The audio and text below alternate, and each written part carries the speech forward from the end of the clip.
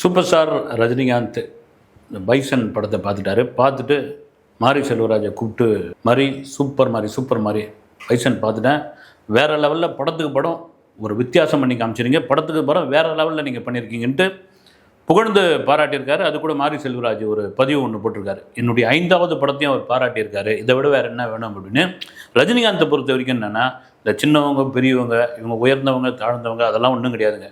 படம் நல்லா இருந்ததுன்னு வச்சுங்க, அந்த படத்தை பார்த்துட்டு இம்மிடியட்டாக அந்த படம் சம்மந்தப்பட்டவர்களை டைரக்டரையோ அல்லது ஆர்டிஸ்ட்டையோ கூப்பிட்டு பாராட்டி அவங்க கூட ஒரு ஃபோட்டோ எடுத்துக்கு வீடியோ எடுத்துக்கிறது தான் அவருடைய பண்பு கூட. அதில் இன்னொரு அவங்களுக்கான ஒரு உதவியும் அதில் இருக்குது. என்னென்னா, அதை நீங்கள் நினச்சா விளம்பரத்துக்கு கூட பயன்படுத்திங்க அப்படின்னு. இன்றைக்கி பைசன் ஒரு கொண்டாடக்கூடிய படமாக, உண்மையிலே வரவேற்கக்கூடிய ஒரு படமாக எல்லாரும் வந்து இது பண்ணிட்டு இருக்காங்க. இதுக்கிடையில் என்னன்னா, இப்போதுலேருந்து மறுபடியும் ஆரம்பிச்சிருவாங்க, வந்து ஏற்கனவே கம்பு சுற்ற ஆரம்பிச்சிருவாங்க. ரஜினியை வச்சு அடுத்து வந்து மாரி செல்வராஜ் படம் பண்ண போகிறாரு, அதுக்காக ரெடி ஆகிட்டார், கதை கேட்டார். ஏற்கனவே ஒரு டாக் ஓடிக்கிட்டு இருந்தது. இதுக்கிடையில் வந்தீங்கன்னா சுந்தர் சி டைரக்ட் பண்ண போகிறாரு அப்படின்ற ஒரு பேச்சு, பெரும் பேச்சு ஆடிப்பட்டுக்கிட்டே இருந்தது. எங்க ஆல்ரெடி ஜெயிலர் 2 ஷூட்டிங் போயிட்டுருக்கு, அடுத்து ரஜினி கமலும் சேர்ந்து படம் பண்ண போகிறாங்க. இதுக்கிடையில் எங்கெங்க சுந்தர் சி வந்தார் அப்படின்போது, ஜெயிலர் 2 டிசம்பர் இறுதிக்குள்ளே அதனுடைய ஷூட்டிங்லாம் முடிச்சிடுறாங்க. அதுக்கப்புறம் போஸ்ட் ப்ரொடக்ஷன் மிச்சம் இருக்கிற அந்த கேப் இருக்கு இல்லைங்களா, அது ஒரு 3-4 மாதம் 5 மாதம் இருக்குல்ல, அந்த கேப்பில் வேறு என்ன படம் பண்ணலாம் அப்படின்னு ரஜினியோட யோசனை. ஏன்னா வந்து ரஜினி கமல் படம் ஒரு கதை கேட்டு அந்த கதைக்கான ஒரு ஸ்கிரிப்ட் ஒர்க் நடந்துகிட்டு இருக்கு. அது டைரக்டர் யாருன்னு முடிவு பண்ணல. ஏன்னா கண்டிப்பாக லோகேஷ் கனகராஜ் இல்லைன்னு முடிவாயிடுச்சு. காரணம் என்னென்னா, ரஜினியை அந்த ஏர்போர்ட்டில் ஓப்பனாக அடிச்சுட்டு போயிட்டாரு, இன்னும் டைரக்டர் யாருன்னு நாங்கள் முடிவு பண்ணலன்னு. அதுக்கேற்ற மாதிரி லோகேஷ் கனகராஜ் ஒரு இன்டர்வியூ ஒன்று கொடுத்துருந்தார் சமீபத்தில். ஒரு தனி மனித ஆடியன்ஸுக்காக நான் அவங்கள திருப்திப்படுத்துகிற மாதிரிலாம் படம் எடுக்க முடியாது, நான் அப்படிலாம் படம் எடுக்கக்கூடிய ஆள் கிடையாதுலாம் சொல்லி கீழே பார்த்தீங்கன்னா சோஷியல் மீடியாவில் நிறைய பேர் கமெண்ட்ஸ்லாம் போட்டிருந்தாங்க. வந்து போய் பைசனை போய் பாருங்கள், ஒரு சமுதாயத்தை திருத்துற மாதிரியான ஒரு படத்தை கொண்டு வந்து மாரி செல்வராஜ் பண்ணியிருக்காரு, நீங்கள் என்னென்னா இப்படி பேசிகிட்டு இருக்கீங்கன்னு. அதனால் வந்து லோகேஷ் மேலே ஒரு பெரிய அதிருப்தி. இன்னொன்று என்னென்னா, சுந்தர் சி வச்சு படம் பண்ணுறதுக்கான வாய்ப்பு நிறைய இருக்குது. அதுக்கான காரணம் என்னென்னா, நாம் கேள்விப்பட்டது இந்த கூலி படத்துக்காக ரஜினி வந்து எந்தவித கரெக்ஷனும் சொல்லவே இல்லையா. வந்து ஷூட்டிங் ஸ்பாட்டில் முக்கியமாக பொதுவாக வந்து ஒரு பெரிய மாஸ் ஹீரோக்கள் இருந்தால் அவங்க என்ன பண்ணுவாங்க, அவங்களுக்கு தெரியும், அவங்களுடைய அனுபவம்னு ஒன்று இருக்குது இல்லைங்களா. ரஜினியோட அனுபவம்லாம் எவ்வளோ பெரிய அனுபவம், ஒரு எத்தனை டைரக்டர் எத்தனை படங்கள்லாம் பார்த்து வருவார், தனக்கு எப்படி ஒரு மாசான சீன் வைக்கணும், தன்னுடைய சீனுக்கு எப்படி ரசிகர்கள் அதை கொண்டாடுவாங்கன்னு அவருக்கு வேறு அக்கு வேறு அணி வேறு தெரியும். ஆனால் அவர் முழுக்க என்ன நினச்சிருக்காருன்னா, லோகேஷ் கனகராஜன் முழுக்க நம்பியிருக்காரு. அவரே எடுக்கட்டும், நம்ம எதுவுமே வேணாம், அவர் எங்கே மார்க்கில் நிற்க சொல்லுவாரோ அங்கே நிற்போம், என்ன டைலாக் பேச சொல்லுவாரோ அது பேசுவோம், கேமராவில் என்ன லென்ஸ் போட்டிருக்காங்க என்ன ஃபில்டர் போட்டிருக்காங்க அது கூட கேட்கல அவர். அது கேட்காதனால தான் இவ்வளோ பெரிய தப்புன்னு வந்து பட யூனிட்டை சேர்ந்த சில பேர்லாம் விமர்சனமாக பேசிகிட்டு இருந்தாங்கன்ற ஒரு தகவல் இருந்தது. அப்போ வந்து ரஜினி டைரக்ஷனில் இன்டர்ஃபேர் ஆகிறாரு, அது இன்டர்ஃபேர் கிடையாது, அது என்னென்ன ஆலோசனை. வந்து நீங்கள் ஜெயிலர் படம் நெல்சன் எடுக்கிறதுக்கு முன்னாடி அவர் மேலே கடுமையான விமர்சனம். அது காரணம் வந்து பீஸ்ட் படம் சரியாக போகலை, அது ஒரு அட்டர் ஃப்ளாப்பு, அது வசூலை இது பண்ணல அப்படிலாம் சொல்லியிருந்தாங்க. அதுக்கப்புறம் ரஜினியே வந்து அந்த பீஸ்ட்டு படத்தினுடைய வசூல்லாம் கேட்டேன், டிஸ்ட்ரிபியூட்டர் தேட்டருக்காரெலாம் அவ்வளோ பேர் ஹாப்பி, ஆனால் நெல்சன் தான் இருப்பார்னு.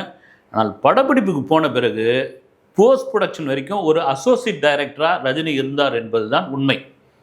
இதுக்கான காரணம் என்னென்னா, அந்தளவு கதை மேலே சீன் மேலே இன்வால்வ் ஆகக்கூடிய ஒரு நடிகர் வந்து சூப்பர் ஸ்டார் ரஜினிகாந்த். இதுக்கு என்ன சொல்ல வரேன்னா, ஒருவேளை சுந்தர் சியா கூட இருக்கலாம் அப்படின்னு கூட தோணுது. காரணம் என்னென்னா, நம்ம தெரிஞ்ச வட்டாரங்களில் சுந்தர் சி யாரோ இந்த தகவல் வந்தோடனே அவர் ஃபோன் பண்ணி கேட்டிருக்காங்க பொழுது, கேட்ட பிறகு வந்து இது வரைக்கும் அப்படி ஒரு தகவல் வரல, உங்கள் வாய் முகூர்த்தம் அப்படி பழிச்சதுன்னா எல்லாருக்கும் வந்து வாயில் 1 கிலோ சர்க்கரையை கொட்டுற ரேஞ்சுக்கு ஏதோ பேசியிருக்கார் பொழுது. அந்த மாதிரி தான் ரஜினிகாந்த் படம் பண்ணோம் அப்படின்னா யாருக்கு வந்து கசக்கும். சரிங்க, சுந்தர் சி வந்து அருணாச்சலம்னு ஒரு படம் எடுத்தார், அந்த படம் என்ன அப்படியாப்பட்ட ஹிட்டா, அருணாச்சலம் மீதான அந்த படத்தின் மீதான விமர்சனங்கள்லாம் இருக்குது, இப்படிலாம் நிறைய சொல்லலாம். ஆனால் சுந்தர் சி என்னன்னா, எந்த காலத்திற்கும் இந்த ரசிகர்களுடைய பல்ஸ் தெரிஞ்ச ஒருத்தர். எங்க இப்போ கூட பாருங்கள், மூக்குத்தி அம்மன் 2 வந்து டைரக்ட் பண்ணிகிட்டு இருக்கார் வந்து. அப்போனா இப்போ இருக்கிற ஆடியன்ஸுக்கு என்ன அந்த பல்ஸ், அதுதான் ரொம்ப ரொம்ப முக்கியமான ஒரு விஷயம். ஏன்னா ஒரு பக்கம் வேட்டையன், இன்னொரு பக்கம் கூலி, இது மாதிரி கொஞ்சம் சீரியஸான படங்கள் பண்ணியாச்சு, ஒரு காமெடியான படம் பண்ணி ரொம்ப நாள் ஆகுதுன்னு ரஜினியோட விருப்பம். அந்த காமெடியான படம் பண்ணுறதுக்கான இப்போதைக்கு ஆள் யார் அப்படின்னா சுந்தர் சி, ஏற்கனவே அனுபவம் வாய்ந்தவர். ஒரு சம்பவம் உங்களுக்கு சொல்லணும்னா, அருணாச்சலம் படம், அந்த படத்துக்கு ஒரு லைன் முடிவு பண்ணிடுறாரு ரஜினி. வந்து ஒரு லைன் முடிவு பண்ணுறார். அந்த லைன் என்னென்னா, தினமும் கோவிலில் போய் ஒருத்தன் மணி அடிக்கிறான், அந்த மணி அடிக்கிற கோயிலில் மணி அடிக்கிறோண்டு ஒரு கேரக்டர் தான். அதை வச்சு ஒரு கதை, ஒரு ஒன்லைன் ஒன்று சொல்கிறாரு. நிறைய பேர் கூப்பிட்டு கதை சொல்கிறாரு. சொன்ன பிறகு நிறைய டைரக்டர், அதை ஒரு 4-5 பேர் டைரக்டர் வச்சுக்கலாம். அவரை படம் பண்ணவங்களே வந்து, சார் இந்த கதை உங்களுக்கு ஒர்க் அவுட்டே ஆகாது, நீங்கள் விட்டுருங்க, வேணாம் அப்படிலாம் சொல்லிடுறாங்க. எல்லாரையும் அமுச்சு விட்டுறாரு. அமுச்சு விட்டுட்டு உள்ளத்தி அள்ளிதா படம் பார்த்துட்டு சுந்தர் சியை கூப்பிட்றாரு. சுந்தர் சியை கூப்பிட்டு இந்த கதையை சொல்கிறாரு. பிரமாதம் சார், தூள் கலப்பில்லான்னு. எப்படி எதை வச்சு சொல்கிறீங்கன்னா, சார் இந்த படத்தை பக்கா கமர்ஷியலாக நான் உங்களுக்கு எடுத்து தரேன், மாற்றி தரேன், இதை பிரமாதமாக பண்ணலாம் சார்ன்ட்டு சொல்லிட்டு வந்துட்டார். அதன் பிறகு அந்த கதையை மாறிடுச்சு. வந்து அந்த கதை அவர் சொன்னதே வந்து மாறி, அதுக்கப்புறம் அருணாச்சலம் படத்துடைய கதையெல்லாம் தெரியுது அவங்களுக்கு. வந்து ஒரு பெரும் பணக்காரர், அந்த பணக்காரருடைய வாரிசு வந்து ரஜினி. ஒரு குறிப்பிட்ட நாளில் இவ்வளோ காசையும் வந்து தான தர்மம் பண்ணாமல் அவரே செலவழிக்கணும், அவ்வளோ காசையும் அவர் கரைக்கணும். அவ்வளோதான் வந்து அதனுடைய ஒன்லைன். இதுக்கு முதல்ல வச்ச பேர் என்னென்னா குபேரன். யார்? சுந்தர் சி வச்ச பேர் வந்து. அதன் பிறகு அப்படியே அப்படியே மாறி மாறி மாறி அருணாச்சலம்னு ரஜினி தான் வச்சார். சுந்தர் சி ஒரு தடவை ஒரு பேட்டியில் சொல்லியிருப்பார். ஏன்னா இந்த படம் கமிட் ஆகிறதுக்கு முன்னாடி மறைந்த இயக்குனரும் கதையாசிரியருமான பஞ்சு அருணாச்சலம் அவர்களை ஒரு மீட் பண்ணி பேசிகிட்டு இருந்தார். பஞ்சு அருணாச்சலம், அதாவது ரஜினியோட வெற்றிக்கு பஞ்சு அருணாச்சலம் எவ்வளோ முக்கியமான காரணம்னு பல பேருக்கு தெரியும். இப்போ பேசிகிட்டு இருக்கும்போது, சார் எப்படி சார் நீங்கள் ரஜினி சாரை வச்சு இவ்வளோ படம் பண்ணீங்க அப்படின்னு அவர் கேட்டிருக்கும்போது, ரஜினியோட வேவ் லென்த்து யாருக்கு செட் ஆகுதோ அவங்க கூட ரஜினியோட தொடர்ந்து ட்ராவல் பண்ணான் அப்படின்னு. அதுக்கு என்ன சார் வேவ் லென்த்னா என்னென்ன, அவர் சொல்கிறத வந்து மறுக்கக்கூடாது, அவர் சொல்கிறத முதல்ல ஏற்றுக்கணும், அதன் பிறகு அதில் வந்து ஒர்க் பண்ணி அவரை கன்வின்ஸ் பண்ணி அது தப்பாக இருந்ததுன்னா அல்லது அது சரியாக வரல அப்படின்னா அவர்கிட்ட புரிகிற மாதிரியோ அது அந்த லாஜிக்கான விஷயங்களை சொன்னால் அவர் ஓகே பண்ணிவிடுவார் அப்படின்னு இதை உள்வாங்கிந்தான். அதுக்கு முன்னாடி பார்த்தீங்கன்னா இது மாதிரி இண்டஸ்ட்ரியில் ஒரு 5-6 டைரக்டரு ரஜினி கதை கேட்டிருக்காரு, கதை சொல்லியிருக்காரு, அதை வந்து அந்த டைரக்டருங்க வந்து மறுத்துருக்காங்கன்ற தகவல் அப்படியே வெளியே வர ஆரம்பிச்சது. இதையும் உள்வாங்கிட்டார். உள்வாங்கி தான் போய் உட்காந்து ஒன்றுமே சொல்ல பிரமாதமாக பண்ணிடலாம் சார்னு சொல்லிட்டாரு. இது அருணாச்சலம் படம். அருணாச்சலம் படத்தில் ஒரு காட்சி என்ன, ரஜினி இன்வால்மெண்ட் ஆகிறார், அதை தாண்டி வந்து இன்டர்ஃபியர் ஆகிறார் அப்படின்னு.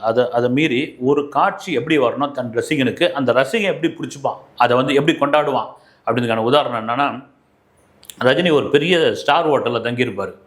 தங்கி அந்த பணமெல்லாம் அந்த ஸ்டார் ஹோட்டலில் தங்கி கரையும். கரைஞ்ச பிறகு கடைசி நாள் 30வது நாள் கையில் பைசாவே இருக்காது. அப்போ என்னென்னா சுந்தர் சி என்ன எழுதி வச்சுருந்தாருன்னா, அவராக இறங்கி கையில் காசு இல்லை, இதுக்கப்புறம் ஹோட்டலில் உட்கார தங்க முடியாது இல்லை, கையில் இருக்கிற காசுலாம் இருந்து போச்சு, அவராக கிளம்பி ஹோட்டலை விட்டு வெளியே போகிற மாதிரி ஒரு காட்சி. ஆனால் ரஜினி என்ன பண்ணாராம், நான் படுத்து தூங்கிட்டு இருப்பேன், அந்த ஹோட்டல் மேனேஜர் வந்து என்னை தட்டி கிளம்புங்க சார், இதோட உங்களுக்கு வந்து முடிஞ்சு போச்சு அப்படின்னு சொல்கிற மாதிரி சீன் ஒன்று.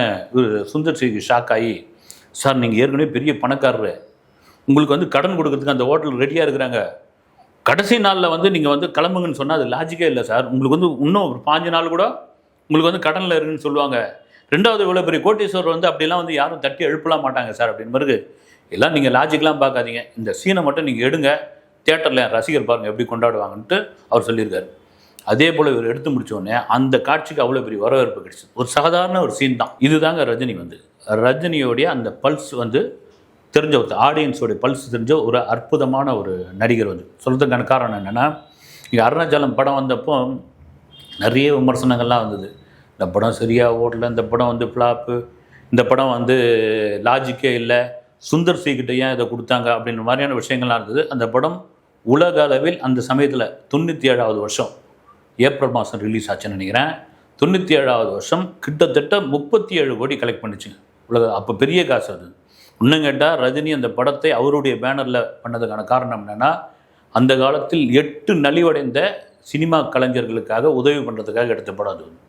அவர் வந்து சொந்த இது கூட பண்ணல. வந்து 8 இந்த பண்டிரிபாய், வி கே ராமசாமி இவங்களுக்கெல்லாம் வந்து உதவி பண்ணுறதுக்காக இது பண்ண. அப்போ கூட போய் மறைந்த ஸ்ரீதர் டைரக்டர்கிட்ட கேட்டப்போ அவர் மறுத்துட்டார்ன்ற கூடிய தகவல்லாம் உண்டு. இதெல்லாம் சொல்கிறதுக்கான காரணம் என்னென்னா, ரஜினி எந்த காலகட்டத்தில் எந்த மாதிரியான இயக்குனர்கள் எந்த கதை பண்ணுறது, யார் கூட ஒர்க் பண்ணுறது, எந்த சீன் அவருக்கு கரெக்டாக இருக்கும், அக்கு வேறு அணி வேறு தெரிஞ்சு வருது.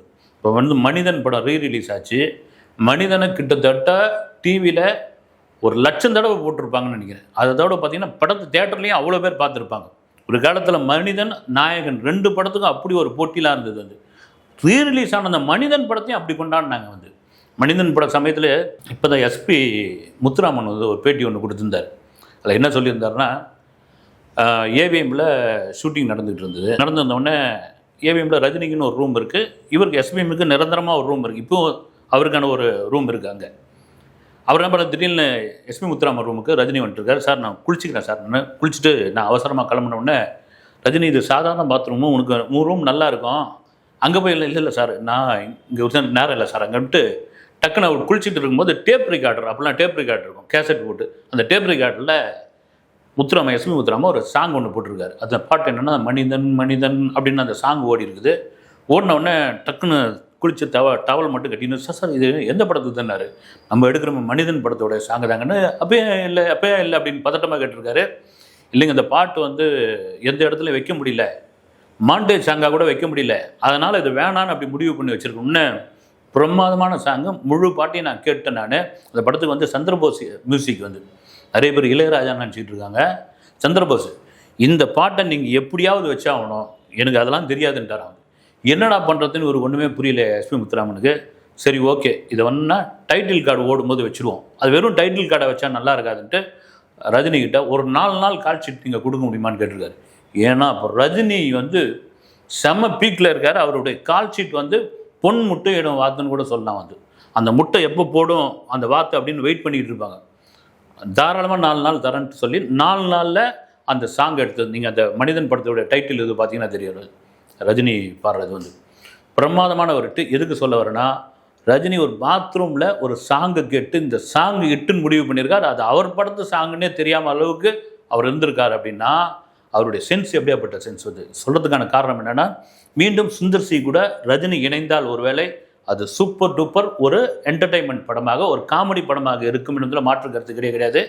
சரி இந்த படத்துக்கு இந்த கேப்பில் யாருப்பா அப்படின்போது நான் கேள்விப்பட்டது இந்த படத்தை ஒரு 3 பேர் சேர்ந்து தயாரிக்க போகிறாங்க அப்படின்ற ஒரு தகவல் இருந்தது. வந்து யாருங்க அந்த 3 பேர் அப்படின்னா, ஏற்கனவே வேல்ஸ் இன்டர்நேஷ்னல் ஐஸ்வரி கணேஷ் வந்து ரஜினி வச்சு படம் பண்ண போகிறார், ரஜினி வச்சு படம் பண்ண போகிறேன்னு அவர் சொல்லி அவர் கமலுக்கு ரொம்ப நெருங்கிய நண்பர். அவர் இன்றைக்கி அவர் தான் இண்டஸ்ட்ரியில் வந்து ஒரு முக்கியமான நபர். இங்கே இவிபி ஃபிலிம் சிட்டியாக அவர் தான் வாங்கிட்டார். பெங்களூர்லேயும் ஒரு ஃபிலிம் சிட்டியை கட்டிட்டார். இங்கே பார்த்தீங்கன்னா ஒரு ஃபிலிம் இன்ஸ்டியூட்டையும் நடத்திக்கிட்டு இருக்காரு. வரிசையாக படங்களை வேறு பண்ணிக்கிட்டு இருக்காரு. அப்புறம் விஜே சித்து மாதிரியான யூடியூபர்களுக்கெல்லாம் படம் பண்ணுறதுக்கு அவர் கதையெல்லாம் கேட்டுக்கிட்டு இருக்காரு. இப்படி இன்றைக்கி ஒரு பிஸியான ஒரு தயாரிப்பாளர். அதனால் இந்த படத்தை ரஜினி சுந்தர் சி படத்தை வேல்ஸ் இன்டர்நேஷ்னல் அதோடு சேர்த்து சுந்தர் சிக்கு ஃபேவராக இருக்கக்கூடிய, அது சுந்தர் சிக்கு ரொம்ப நண்பராக இருக்கக்கூடிய ஏசி சண்முகத்துடைய மகன் ஏசி அருண்குமார் அவரும் சேர்ந்து ஒரு பார்ட்னராக. இது தவிர பார்த்தீங்கன்னா ரஜினியோடைய மகள் ஐஸ்வர்யா ரஜினிகாந்த், இவங்க 3 பேரும் பார்ட்னரை சேர்ந்து இந்த படத்தை தயாரிக்கிறதுக்காக இருக்காங்க. இதுக்கான காரணம் 3 பேரும் உள்ளே சேர்ந்துருக்காங்கன்னா இது பக்கா கமர்ஷியல் படம். ஒருவேளை இந்த படம் ரெடி ஆச்சுன்னா கமர்ஷியல் படம் என்பதில் மாற்று கருத்து இல்லவே இல்லை. அப்போது ரஜினி சுந்தர் சி படம் டேக் ஆஃப் ஆகுமா நடக்குமா அப்படின்னா, நடந்தால் அது ஒரு சூப்பர் டூப்பர் ஹிட் என்பதில் மாற்று கருத்து கிடையாது. அடுத்த வீடியோவில் சந்திக்கிறேன். நன்றி.